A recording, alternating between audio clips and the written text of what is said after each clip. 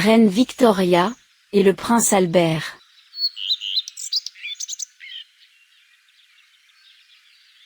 L'histoire d'amour de l'Angleterre, celle de la jeune reine Victoria, et de son cousin, Albert, qui traversèrent les affres de la souveraineté, eurent 9 enfants, et restèrent unis malgré les épreuves.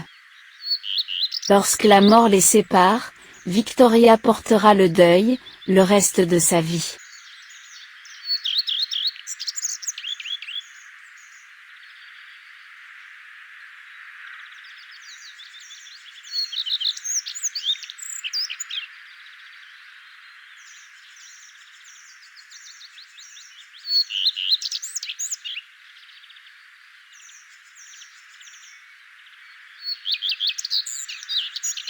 Alexandrina Victoria, née le 24 mai 1819, au palais de Kensington, à Londres, en Grande-Bretagne.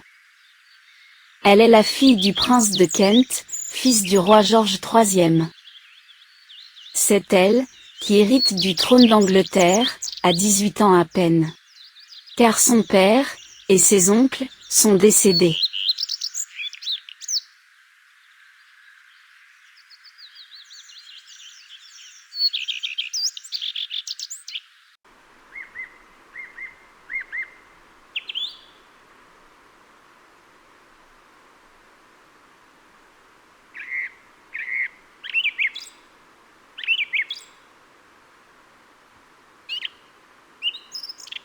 Elle a grandi dans le strict protocole de la cour, suivi une éducation prestigieuse, parle plusieurs langues.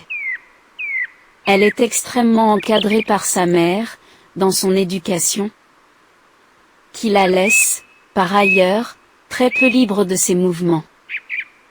Elle devient donc la reine Victoria, le 20 juin 1837.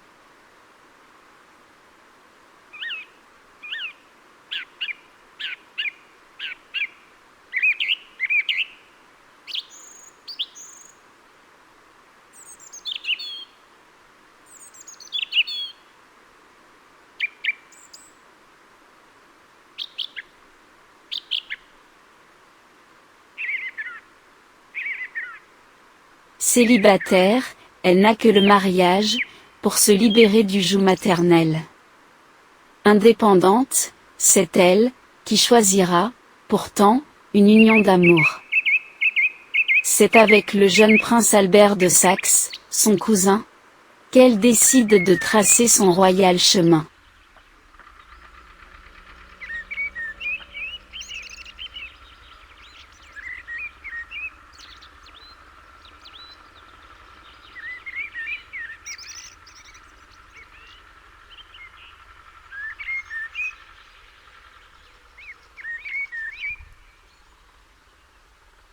Il est né le 26 août 1819, au château de Rosenau, à Cobourg, en Allemagne. Lorsqu'il épouse Victoria, le 10 février 1840, il est très peu apprécié des membres de la cour, qui gravitent autour de la reine, qui l'accuseront de nombreux maux, comme ceux, de collaborer avec l'ennemi russe.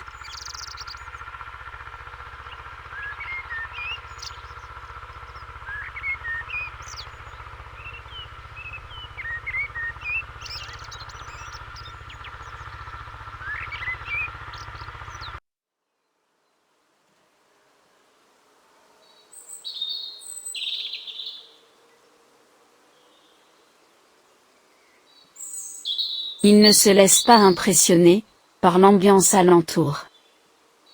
Il prend la place de prince consort, et mène son rôle d'époux, à la perfection.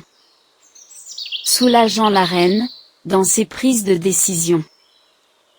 Faisant souvent le tampon, entre son énergie intempestive, et ses interlocuteurs.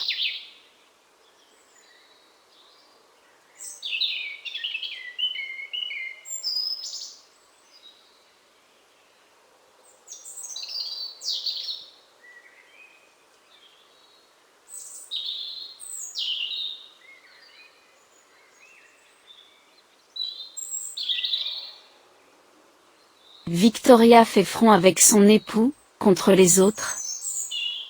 Menace d'abdiquer, lorsque la pression se fait plus forte contre lui. Il œuvre jour après jour, pour le royaume. Conseillant la reine de ses avis, éclairés, et stratégiques. Et gagnant petit à petit, l'admiration de ce peuple, assez hostile à l'accueillir.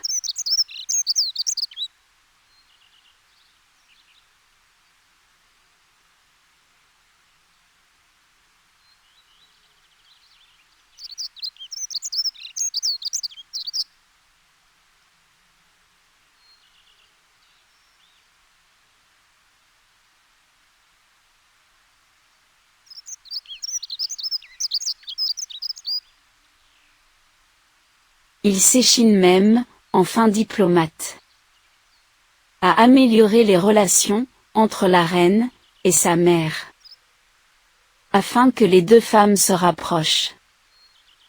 Victoria a 9 enfants avec son bien-aimé, et fondera une famille unie, que le destin n'épargnera pas toujours.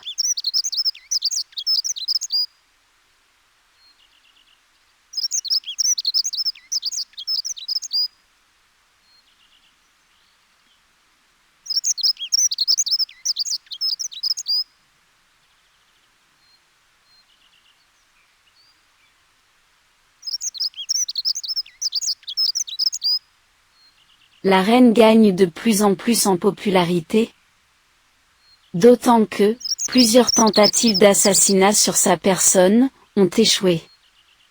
Lorsque le pays est touché par la famine, elle offre ses propres deniers, pour soutenir les pauvres.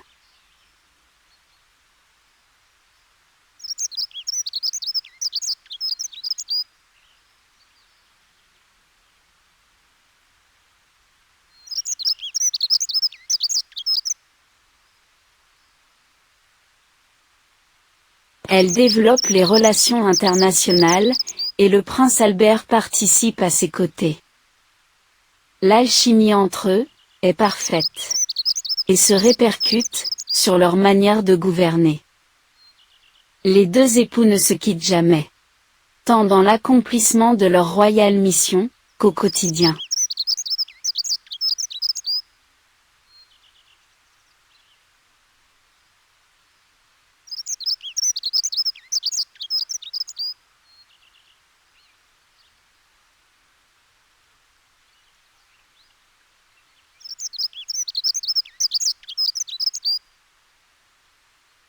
Roi dans l'ombre, il est une figure essentielle de l'histoire de l'Angleterre. Ensemble, ils tiennent magnifiquement les rênes du royaume, adulés de leurs sujets, et déployant l'empire colonial britannique, de par le monde. Albert meurt, de fièvre typhoïde, le 14 décembre 1861.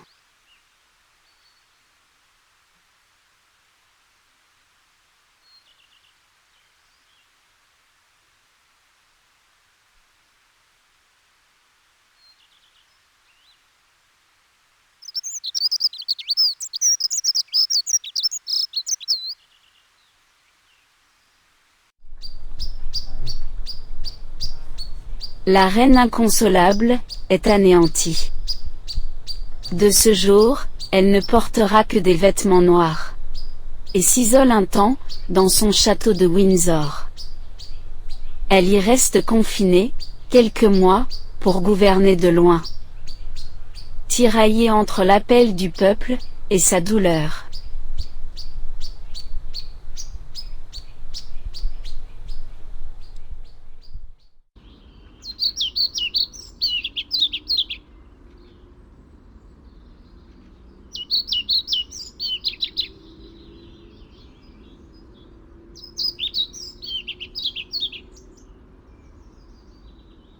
Elle entend toujours assumer sa charge de souveraine. Entre l'empire colonial et la révolution industrielle, elle a fort à faire. Son royaume est de plus en plus florissant. Elle entretiendra le restant de sa vie, le souvenir de son cher et tendre. Et meurt, le 22 janvier 1901, à 81 ans.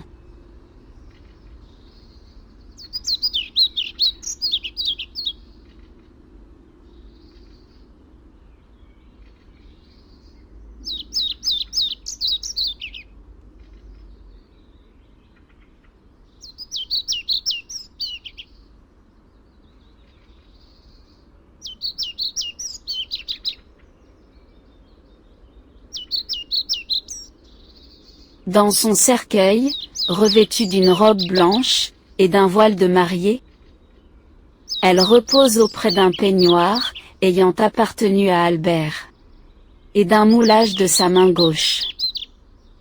Elle sera inhumée, auprès de lui, dans le mausolée, du château de Windsor.